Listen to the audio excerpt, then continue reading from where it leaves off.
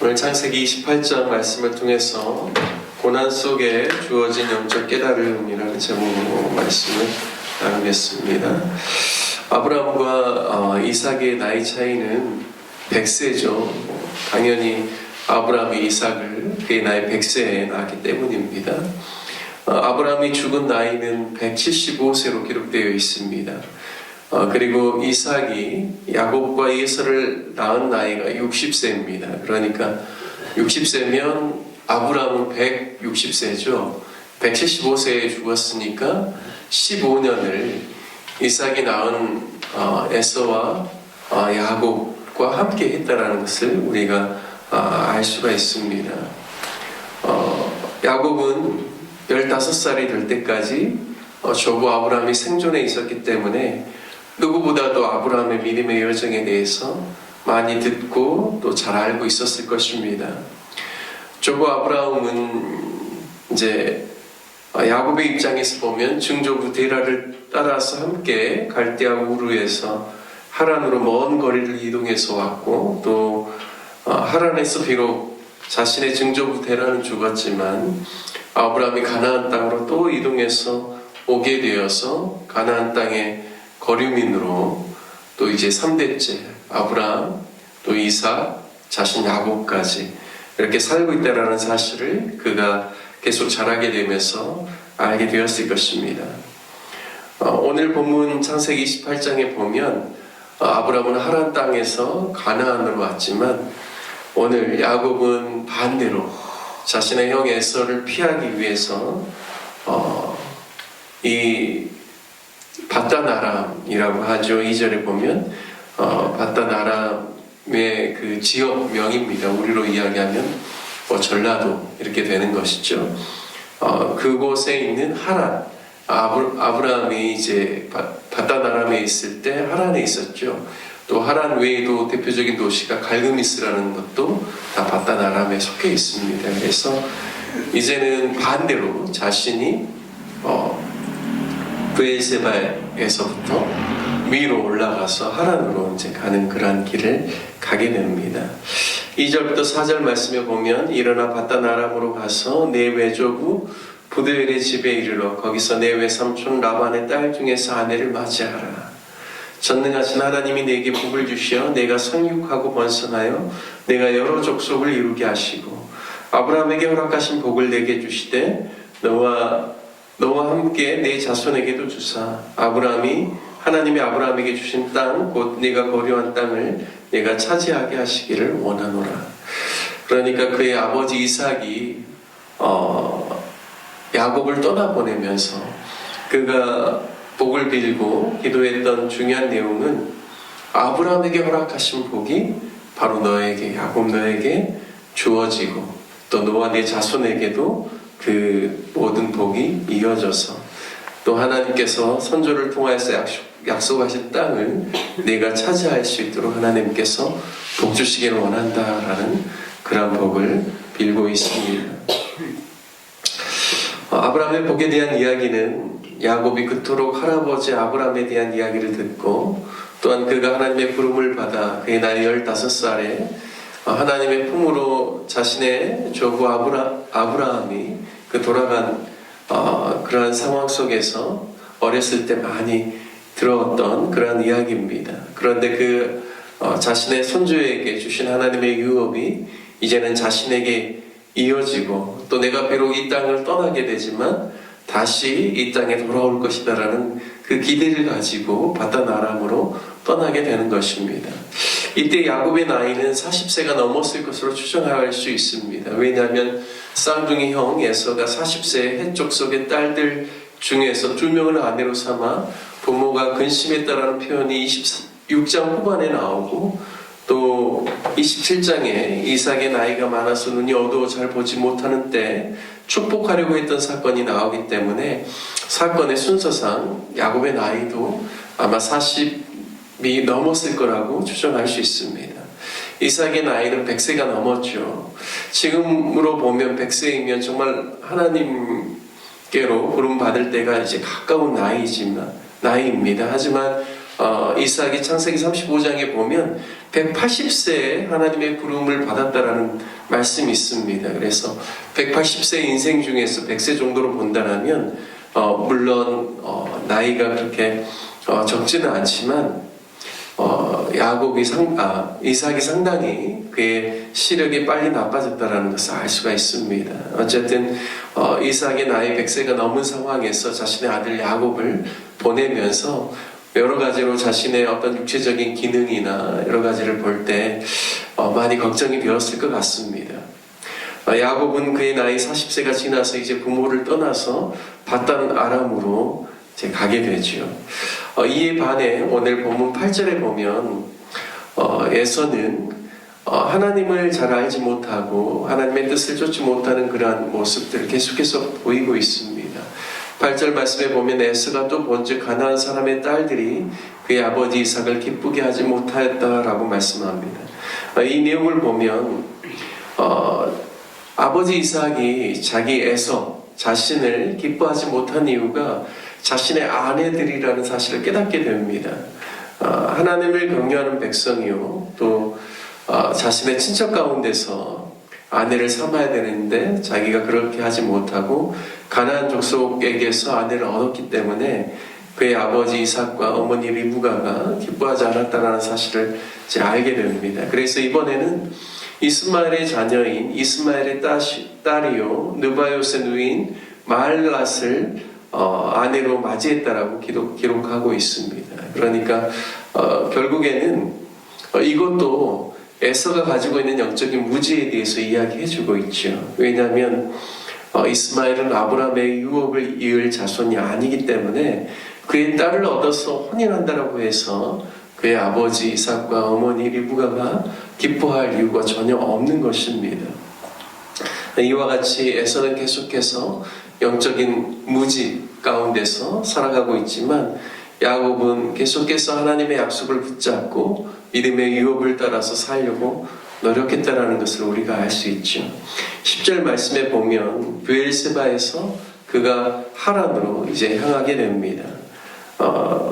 그리고 이제 그 하란으로 가는 그 길에 자신이 이제 한 곳에 이르러서 해가 질 때 자신이 유숙하려고 그곳에 한 돌을 가져다가 베개로 삼고 거기서 이제 누워서 자게 됩니다. 참 이 부분을 보면 야곱의 신세가 참 처량하다라는 것을 알 수가 있죠. 어떻게 보면 자신은 피난을 목적으로 외삼촌 라반을 향하여서 가고 있는데 그 혼자서 유숙할 데가 없어서 그냥 한 돌을 취하여서 베개를 베고 자는 그런 모습, 누가 보아도 야곱의 인생에 있어서 가장 힘들고 어려운 시기가 아닌가라는 생각들을 할 수가 있습니다. 그런데요, 놀라운 것은 12절부터 16절의 말씀을 보면 하나님께서 그가 꿈을 꿀 때 사닥다리를 땅 위에서부터 자신 있는 곳까지 내려주셔서 하나님의 사자들이 오르락 내리락 하면서 그리고 하나님께서 그 위에서 자신에게 하시는 그 말씀을 꿈을 통하여서 듣게 됩니다. 하나님이 분명하게 그에게 내가 아브라함의 하나님 그리고 이삭의 하나님이라고 하면서 내가 누워있는 이 땅을 너와 네 자손에게 주리라고 말씀하시고 마치 14절부터 15절 말씀은 선조인 아브라함에게 약속하신 것과 같은 그 약속의 말씀을 자신에게도 동일하게 주는 것을 그가 경험하게 됩니다. 그리고 그가 16절 말씀에 보면 그의 깨달음이 나오죠. 16절 말씀 보면 야곱이 잠을 깨어 이르되 여호와께서 과연 여기 계시거늘 내가 알지 못하였도다 라고 말씀합니다. 그는 지금 인생에 있어서 가장 처절하고 비참해 보이는 그러한 상황 가운데서 편안하게 잘 수 있는 그런 환경이 못 되기 때문에 그냥 개울가, 마른 개울가에서 돌을 하나 베고 자고 있지만 하나님께서는 사닥다리를 하늘에서부터 자기가 있는 그곳까지 내리셔서 천사들을 보내서 오르락 내리락 하면서 자신을 보호하고 있고 여전히 자신과 함께 하시는 하나님에 대해서 그가 이제 깨달음을 얻었다는 것을 우리가 알 수가 있습니다.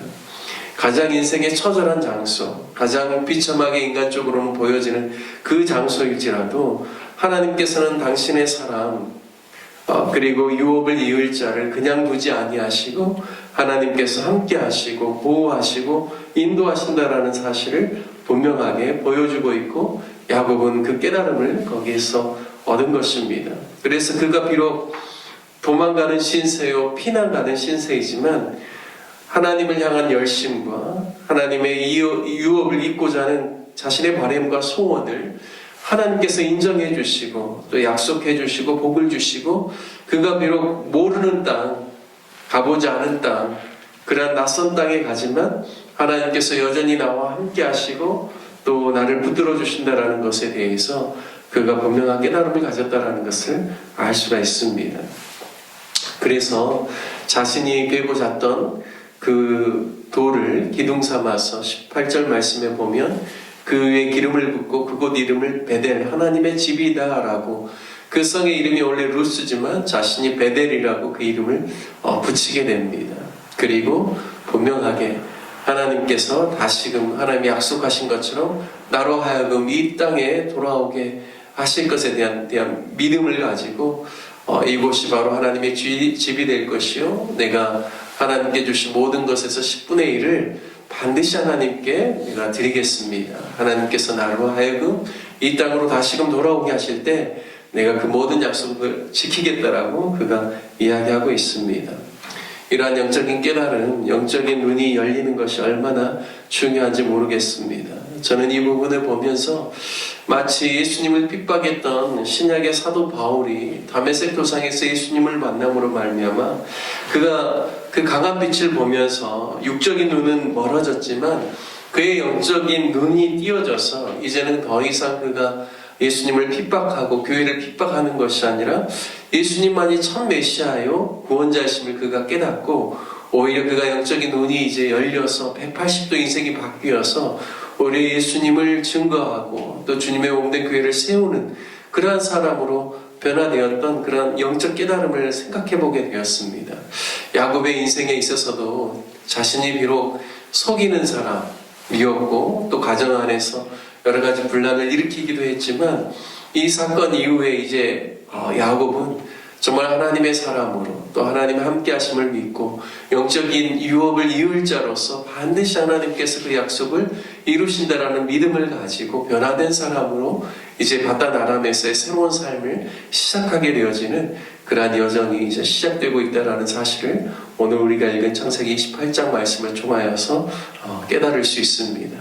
저와 여러분도 늘 야곱이 그의 영적인 눈이 열려서 어떤 상황과 환경 속에서도 하나님의 사닥다리가 그와 함께하고 있다는 것을 통하여서 그의 영적인 깨달음이 일어난 것처럼 저와 여러분의 삶 가운데도 날마다 주님이 우리와 함께 하심을 깨닫고 영적인 각성과 깨달음 속에서 하나님 주신 믿음의 유업을 이어가는 귀한 믿음의 삶을 사시기를 주님의 이름으로 축복합니다. 함께 같이 말씀 적용하며 기도하기를 원합니다. 늘 우리도 하나님께서 우리에게 주시는 그 약속, 영적인 유업에 대해서 늘 소중하게 여기고 또 때로는 우리 인생 가운데 어려운 길을 만나고 어려운 순간도 있지만 그때도 여전히 하나님께서 우리와 함께 하심을 믿고 늘 믿음으로 나아가는 하나님의 사람들을 되게 해달라고 함께 기도하기를 원합니다. 그리고 오늘 또 교회를 위해서 기도할 때는 내일이 이제 1월 첫 주일 신년 예배를 드리는 귀한 날입니다. 우리 온 성도들이 또 주일을 잘 준비할 뿐만 아니라 새해를 또 온 성도가 함께 같이 교회에 모여서 예배 드림을 통하여서 맞이할 수 있도록 또 그동안 나오지 못하였던 우리 성도님들이 또 이번 신년 예배를 계기로 또 나오게 되고 또 열심히 한 해 신앙생활 할 수 있는 귀한 계기가 될 수 있도록 또 주일 예배를 위해서 기도해 주시기를 바라겠습니다. 또 지역 안에 어려움 당한 그러한 많은 지역민들을 위해서 하나님께서 위로해 주시도록 기도해 주시고 또 우리가 협력하는 선교사님 정병상 선교사님, 천홍백 선교사님, 임명현, 이효순, 김용견, 김현철, 배은희 선교사님 또 위해서 기도해 주시고 특별히 대한민국의 혼란한 정치 상황들이 속히 종결되고 하나님 기뻐하시는 나라로 세워질 수 있기를 위해서 마지막으로 기도하고 예배를 마치도록 하겠습니다. 함께 주님의 이름하고 부르시며 함께 기도하겠습니다. 주여